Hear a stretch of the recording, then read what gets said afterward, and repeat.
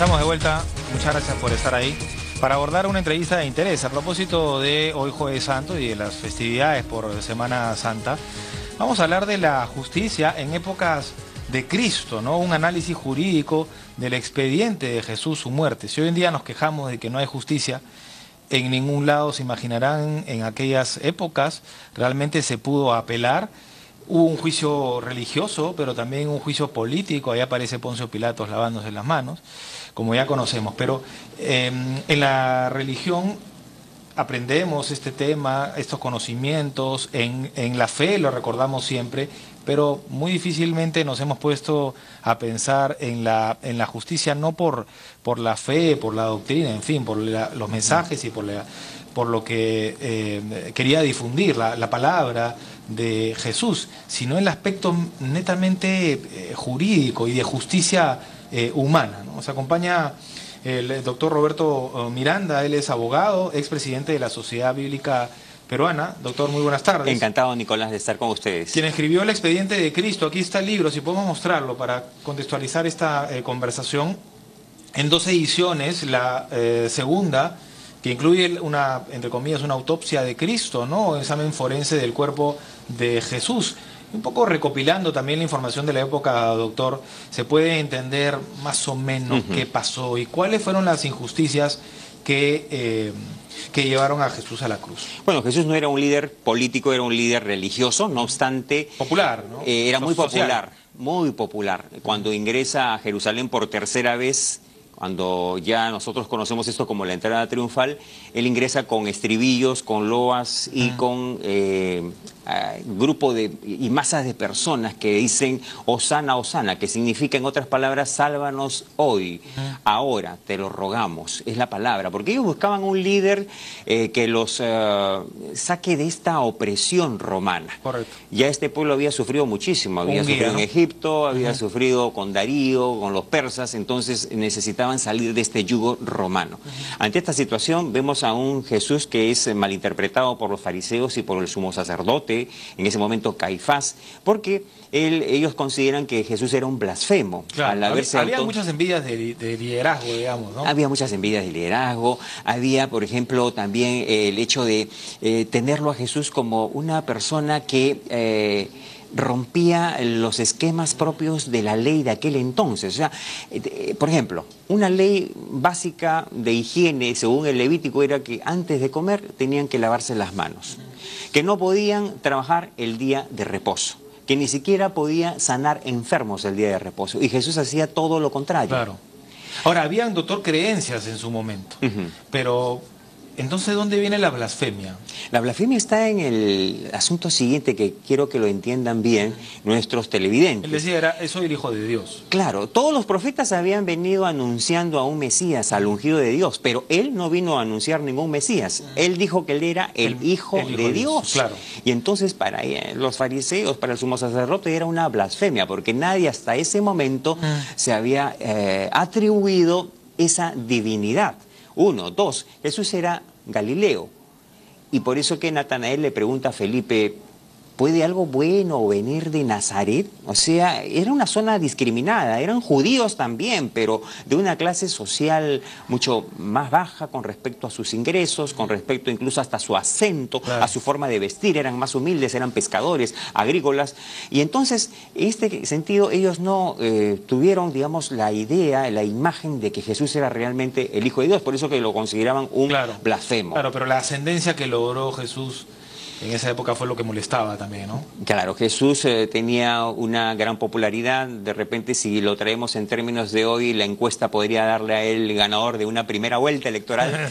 A boca de urna se la llevaba, como dicen, ¿no? Los políticos, pero era un outsider, o sea, era alguien que no pertenecía al grupo de los fariseos, no pertenecía a los saduceos, no era parte del Sanedrín, no era un rabino. En los movimientos políticos de la época, digamos. Era alguien que había salido, como se dice, del anonimato de la noche a la mañana, pero porque sanaba a los enfermos, hacía milagros portentosos, alimentar a 5.000 personas 2 veces. Claro. Era un milagro tremendo, le daba popularidad. Ahora, pero ya lo señalaba de un inicio, ¿no? Está el juicio religioso y el juicio político. La blasfemia por un lado y por otro lado una especie de sedición, supuestamente que él decía no paguen sus impuestos, ese tipo de cosas que eran falsas. Pero llega don Poncio Pilatos y le dice, bueno, azótenlo y déjenlo, ¿no? Claro, lo que ocurre es que en la ley de las 12 tablas, la ley octava y novena establecía que los delitos de lesa majestatis tenían la pena de muerte, sí o sí. Y entonces los judíos no tenían otra manera que buscar que la garantía de la ejecución sea romana, para que no se levante el pueblo y no lo vaya a defender a Jesús y esto fracase. Entonces, como Jesús era visto como el enemigo público número uno de aquella sociedad, entonces era conveniente que Roma intervenga. El alto tribunal, digamos. El alto tribunal romano, en este sentido, el procurador Poncio Pilato tenía que dar el úncase. Y ese úncase no podía ser con un delito de blasfemia que estaba dentro del catálogo de delitos de la ley judía, sino dentro de la ley romana. Y en la ley romana el delito de sedición era el más grave. Y al ser el delito más grave, entonces tenía que ser sancionado con la pena de crucifixión. Ya Poncio Pilato había crucificado como a 10.000 personas. O sea, ya no era, digamos, algo muy extraño de que estas cosas ocurran en Jerusalén. Pero lo que ocurre aquí era que Jesús no tenía pruebas de cargo contundentes. O sea, había solamente testigos. Y uno de ellos manifiesta que Jesús había negado la posibilidad de pagar tributo al César. ¿Existía en su código, digamos, procesal, existía este delito? O sea, ¿la sedición tenía alguna pena? Claro, la sedición, como le digo, dentro de la ley de 12 tablas, era uno de los delitos más graves y era el de lesa majestatis, es decir, ir en contra del emperador y decir no pagues tributo al César. Pero derivaba en una crucifixión. Claro, y autodenominarse rey. Cuando Pilato le dice, dices que tú eres rey, ¿no? ¿Eres rey? Y él dice, tú lo has dicho. Y después le dice, mi reino no es de este mundo. O sea, no te equivoques, no quiero yo competir con Tiberio César, sino que mi reino no es de este mundo. Entonces, ahí viene, digamos, el problema de que Pilato no encuentra responsabilidad en este hombre. Entonces dicta su primera sentencia, absolución. Absolución, claro. No hay absolución con unos látigos. Con unos latigazos, 39, 40 menos 1, para los efectos de que este grupo, digamos, de personas que había traído como acusación el hecho de que él era un soliventeador de masas, esté satisfecho.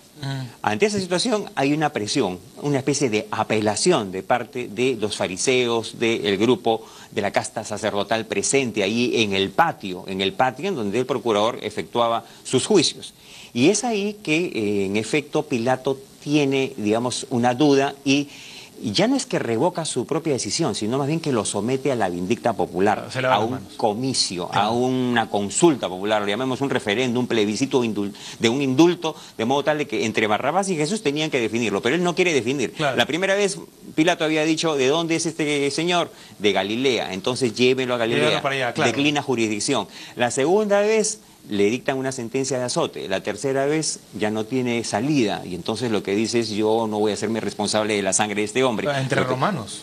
Sí, así es, ¿no? Entonces ante esta situación es que lo somete a una consulta. Ahora, esa gente, ese pueblo que estaba ahí presente, era el mismo pueblo que dio alabanzas, loas y dijo el estribillo Hosana a Jesús. No fue así, sino más bien que fue un grupo ya selecto, predeterminado, con una consigna. Ya se sabía cuál iba a ser su... Y lo que querían era que antes del viernes a las 6 de la tarde, que era la hora que oscurecía y comenzaba el Sabbat de los judíos, pueda ya estar ejecutado este enemigo público número uno que tenía esta casta sacerdotal judía. Está claro que no se cumplió con el debido proceso, ¿no? Trayéndolo a la justicia hoy en día, el arresto nomás no es legal, porque no hubo flagrancia. No hubo flagrancia, no hubo diurnidad, tampoco se le permitió a él presentar sus testigos a favor. Él ejercía la autodefensa porque en el derecho judaico se ejercía la autodefensa, no había la figura del abogado, que dicho sea de paso, hoy es el día de los abogados y les saludo a todos mis colegas. Verdad. Pero no había esa figura del abogado que en Roma ya existía, pero ad honorem, ¿no? Hasta ese entonces. Claro. Pero la defensa ejercida por Jesús en algún momento significó silencios también. Y esos silencios, según los romanos, esos silencios eran silencios que admitían responsabilidad. El que calla otorga, pues, ¿no? El que calla otorga. Por ende, esta persona, al no tener una respuesta para los cargos que se le imputan, está admitiendo tácitamente su responsabilidad. Bueno, él se sentía condenado, digamos, a la decisión del hombre, ¿no?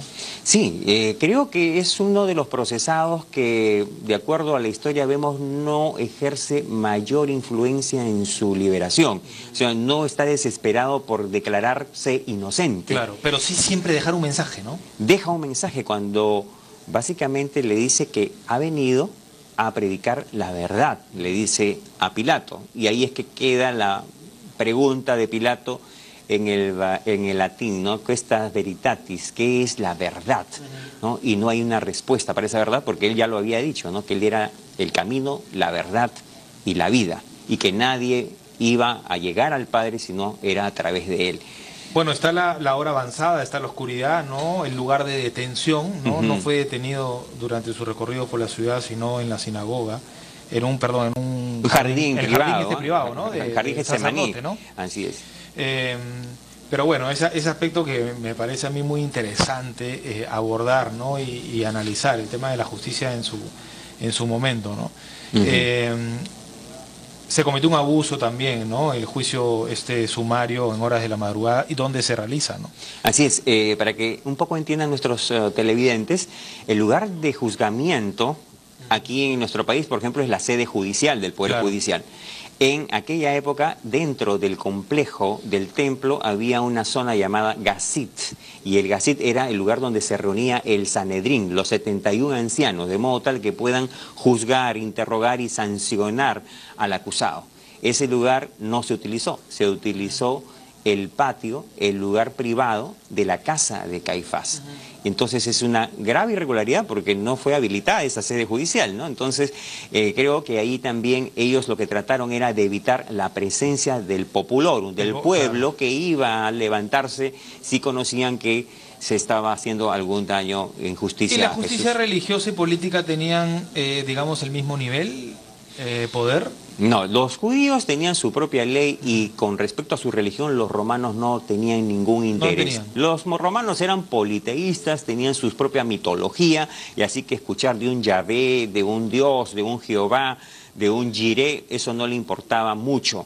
Lo que le importaba más bien es recaudar y lo que le importaba es que haya la pax romana, que no es la paz que entendemos ahora, sin armas, sino... ¿Habían antecedentes como el que se cometió con Jesús? En la justicia religiosa habían antecedentes mucho más deleznables. Por ejemplo, el caso de Juan el Bautista. Herodes lo somete a Juan el Bautista prácticamente a una pena de decapitación sin juicio. En el caso de los blasfemos y en el caso de las adúlteras, la lapidación era pública. Lo traían delante, como ahora hay en algunos países todavía, los traían delante de la gente para los efectos de ejecutar la sanción, de ejecutar la pena. Jesús pudo haber muerto o pudo haber sido sancionado con la pena de lapidación, que era la que le correspondía al blasfemo.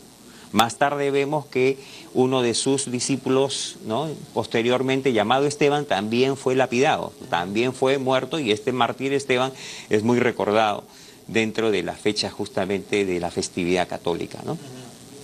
Sin duda interesante, ¿no? Cómo ocurrieron los hechos, ¿no? El juicio religioso, el juicio político, ¿no? La imputación política que no, en realidad no era concluyente. No era concluyente, no había argumentos, no había pruebas, no había testigos de valor, eran testigos falsos, testigos comprados, podríamos decir. Pero de todo esto sacamos, digamos, un personaje que había estado durante todo este tiempo con el grupo de Jesús, pero también con las autoridades, ¿no? Alguien como que colaboraba eficazmente, un colaborador eficaz, alguien que quiso incluso recibir una recompensa y la recibió, esas 30 piezas de plata. Me refiero a Judas, el traidor.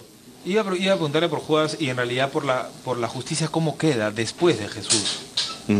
Claro, lo que ocurre aquí es que esta persona facilita la detención, facilita la aprehensión, facilita la ubicación, la identificación. Recordemos que en esa época, ahora podemos tener de repente una requisitoria, un DNI, pero en aquella época no había la manera como identificar al procesado, al denunciado, al requisitoriado.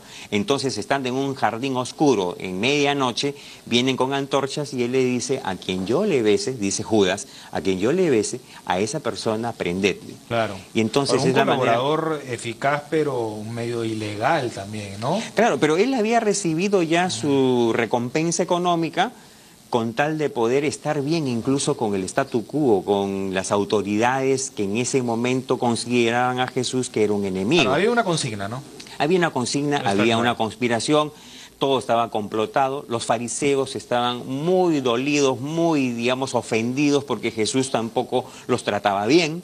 Jesús les decía hipócritas, Jesús les decía raza de víboras, les llamó sepulcros blanqueados, que por fuera son presentables, pero por dentro son inmundos. Entonces era una persona que había venido a denunciar mucho esta hipocresía de aquellos que estaban muy pegados a la ley. Y hasta ahora los hay, ¿no? Personas que están muy pegadas a la ley son a veces hasta fundamentalistas en su interpretación. De verdad, doctor. Y para ir finalizando, cuéntenos lo que usted añade en la autopsia de Cristo en esta segunda edición. Sí, algo que quisiera solamente enfatizar es que no procedía la apelación en el caso de Jesús porque él no era ciudadano romano. Ajá. Al no tener esos derechos del jus suffragi, jus connubium, que es el derecho a casarse, el jus commerci, derecho a comerciar, entonces no tenía tampoco la posibilidad de apelar, que era la abolitio, era conocida como la abolición de una sanción. Eso no lo pudo ejercer porque era un subyugado de una colonia romana. Con respecto a lo de la autopsia de Cristo, lo que hemos querido es recrear el cuerpo mismo, el cadáver de Jesús, como si estuviera puesto en una morgue, de modo tal que el lector pueda conocer a detalle qué es lo que pasó y qué es lo que los evangelios informan, desde el momento mismo en la que, desde la parte superior del cuerpo, hay una incrustación de una corona de espinas que le provoca heridas punzocortantes y además hendiduras en la zona pues del cuero cabelludo y la frente. Esto significa hemorragias, forma permanente, obnubilación de la visión y además los golpes que recibió, así como la tortura, ¿no? Equimosis y otro tipo de heridas que él ha recibido como lesiones que son profundas ya en la piel, producto del flagellum. Flagellum era un aparato que era cogido de un pedazo un tanto tosco de madera, con púas, y que tenía, claro, terminales de cuero con púas metálicas. Y estas eran, pues, digamos, se le infligía ese tipo de sanción de flagelo al procesado, al condenado, ¿no? Ahora, la crucifixión, en tanto, no era propiamente una muerte instantánea, no es que apenas lo clavaban en las manos y en los pies la persona moría, sino que languidecía, es decir, moría después de varias horas. Era una especie de tortura, de modo que culminaba con la muerte, y esto podía durar incluso no solamente un día, podía durar 36 horas, 48 horas, y es por eso que los mismos judíos le piden a Pilato que confirme la muerte de Jesús, y si en caso no habría muerto, tendrían que cortarles las coyunturas, las rodillas, y ahí viene la prueba de saber si efectivamente murió o no murió, con una prueba médico-forense de aquella época, que era la lanza, ¿no? Si salía agua y un poco de sangre, ya significaba que era un cadáver prácticamente, ¿no? Entonces se supo que Jesús había muerto justamente alrededor de las 3 de la tarde del Viernes Santo. Y bueno, ya a estas alturas pues no hay cuerpo tampoco para poder protestar, ¿no?, contra ese proceso injusto, ¿no? Así es, ¿no? Y yo creo que a estas alturas también hay que interpretarlo de modo tal de que los que somos creyentes sabemos que esta muerte no fue en vano. Exactamente. Sino, como lo dijo el apóstol San Pablo años más tarde, si Jesús no hubiera resucitado, en vano es todo tipo de conocimiento que tuviéramos acerca de su pasión, muerte y resurrección. Pero pese al tiempo, de todas maneras, hoy en día, ¿no?, en el año 2015, nos seguimos analizando la conducta humana, ¿no? Sí, y todas las imperfecciones, ¿no? De la justicia. La justicia. En todos lados. Claro, lo que ocurre es que... Y de la conducta humana también, La ¿no? conducta humana, básicamente, y además aquello que significa para nosotros los juicios. Los juicios, dentro de lo que significa el derecho, son imperfectos, porque el ser humano es imperfecto, ¿no? Se dice que los juicios de Dios son justos porque Dios es divina, perfecto. Claro. Pero es un humano... Es una aspiración. Siempre es una aspiración. La justicia, dentro del rol axiológico que tiene la sociedad, es una aspiración a la cual todos debemos, digamos, encuadrar nuestras conductas, ¿no? Y creo que ahora más que nunca es una reflexión que tenemos para las autoridades, para los magistrados, para aquellos que acusan, que son los fiscales, aquellos que hacen el examen médico legal, que son los médicos legistas, o sea, todos aquellos operadores del derecho que están involucrados, incluso hasta nosotros mismos, los abogados, la manera de defender a quien debe ser realmente y merece una defensa. Bueno, y los comunicadores también en su momento, ¿no? Nos hemos equivocado, a veces en no analizar más allá de lo que nos muestran, ¿no? A veces se siembran pruebas y nosotros difundimos, nos equivocamos, un mensaje o generamos toda esta ola mediática que perjudica la decisión de, usted lo señalaba, un ser humano, ¿no? Un ser humano. Que a veces se escucha y recibe muchas influencias y presiones. Influencias, ¿no? Y no razona, ¿no? Claro, y eso es lo que ocurrió con Pilato, ¿no? Tenía bastante presión.